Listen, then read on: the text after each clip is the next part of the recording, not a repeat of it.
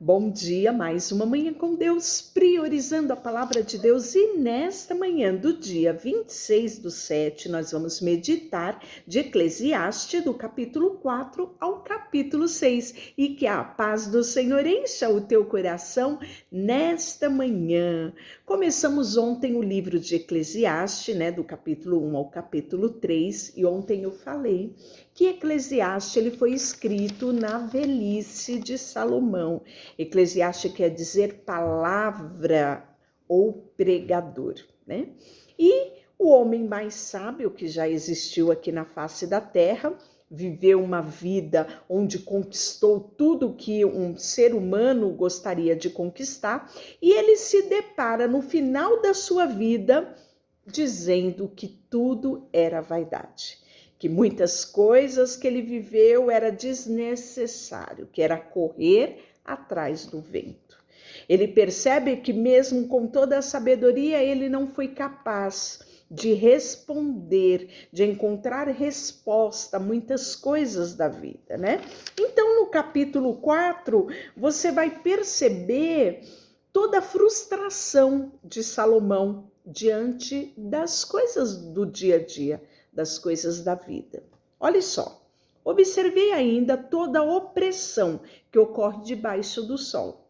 Vi lágrimas dos oprimidos e ninguém para consolá-los. Os opressores são poderosos e suas vítimas indefesas. Concluí, portanto, que os mortos são mais felizes do que os vivos. Mais felizes que todos, porém, são os que ainda não nasceram, porque não viram o mal que se faz debaixo do sol. Então, observei que todo esforço e trabalho é motivado pela inveja que as pessoas sentem uma das outras. Isso também não faz sentido. É como correr atrás do vento. Os tolos cruzam os braços e se arruinam. E, no entanto, é melhor ter um punhado com tranquilidade do que 2 punhados com trabalho árduo. É correr atrás do vento. E aí ele vai falar sobre a vantagem do companheirismo. Observei outra coisa que não faz sentido debaixo do sol.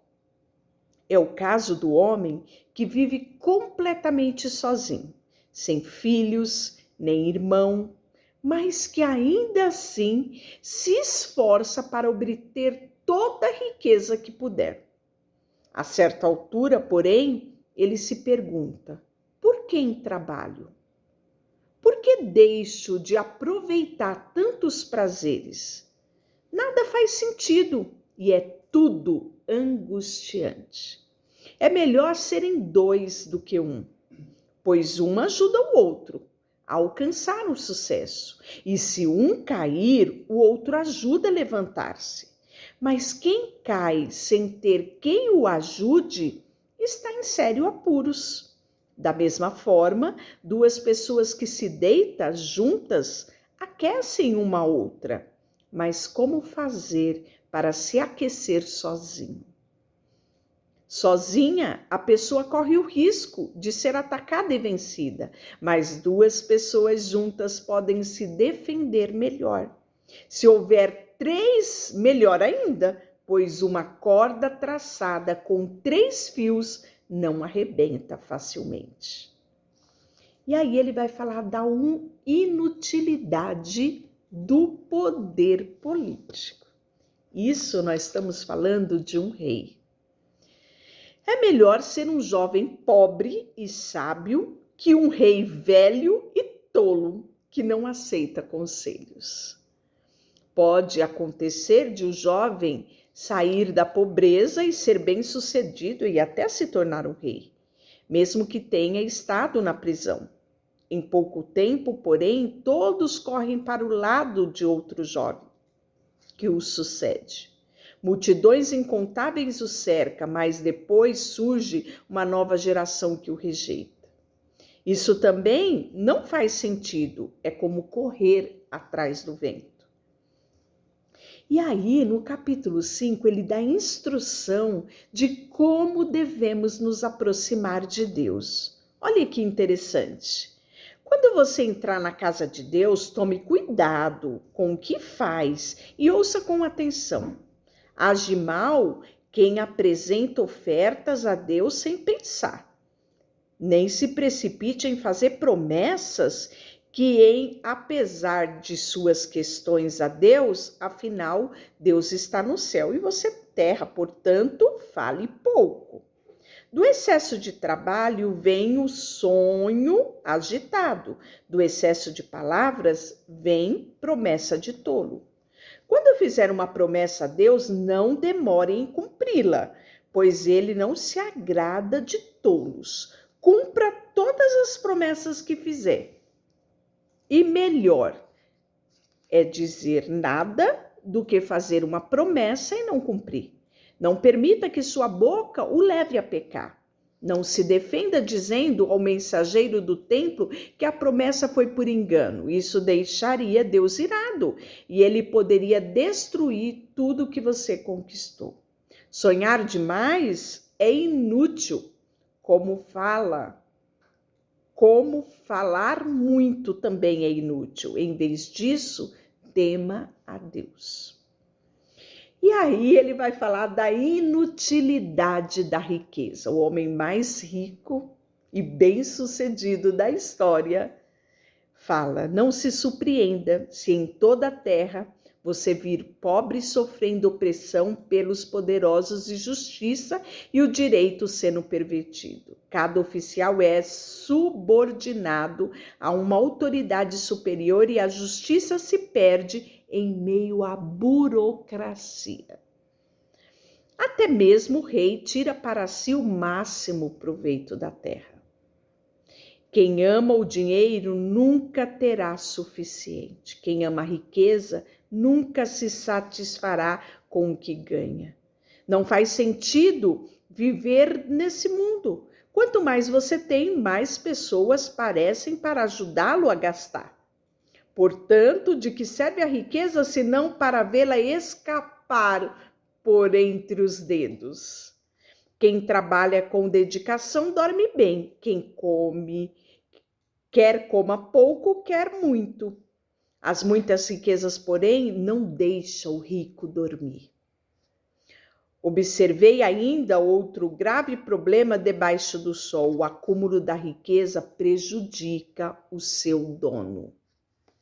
Se o dinheiro colocado em investimento arriscado a eles dão errado, perde-se tudo. No final, não sobra nada para deixar para os filhos. Todos nós chegamos ao fim da vida nus e de mãos vazias, como no dia em que nascemos. Olha que alerta, não é? Não levamos conosco o fruto do nosso trabalho. Isso também é um grande mal. As pessoas vão embora deste mundo como vieram. Todo o seu esforço é inútil, como trabalhar para o vento. Passam a vida sob uma nuvem escura de frustração, doença e indignação.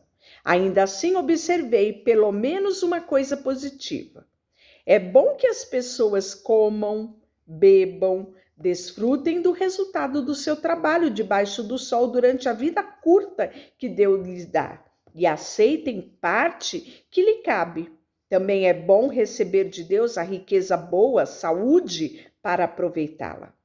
Alegrar-se com o seu trabalho e aceitar parte do que lhe cabe na vida são, sem dúvida, presente de Deus. Deus mantém as pessoas ocupadas com as alegrias da vida, que não lhes sobra tempo para refletir sobre o passado. Olha que interessante, né? Então ele nos dá uma lição a não nos prendermos ao passado e terminarmos perdendo o tempo presente. Muitas pessoas ficam presas ao passado, remoendo o passado e deixam de viver o presente. Hoje, muitas pensam no futuro e também perdem o presente. Observe só. No capítulo 6, que é o nosso último capítulo de hoje, ele fala assim: vida debaixo do sol, outra grande tragédia que pesa sobre a humanidade. Deus concede a alguns muita riqueza, honra e tudo o que deseja, mas não lhe dá oportunidade de usufruir disso. Do que adianta? Eles morrem e outro acaba usufruindo de todas estas coisas. Isso também não faz sentido. É uma verdadeira desgraça. Um homem pode ter 100 filhos, viver muitos anos, se porém não encontrar satisfação alguma na vida e não tiver nem mesmo um enterro digno, teria sido melhor que houvesse nascido morto, pois assim seu nascimento teria sido inútil e ele teria desaparecido na escuridão. Não teria recebido sequer um nome e jamais teria visto o sol, nem saberiam da sua existência e, no entanto, teria desfrutado mais paz que se houvesse crescido e se tornado um homem infeliz.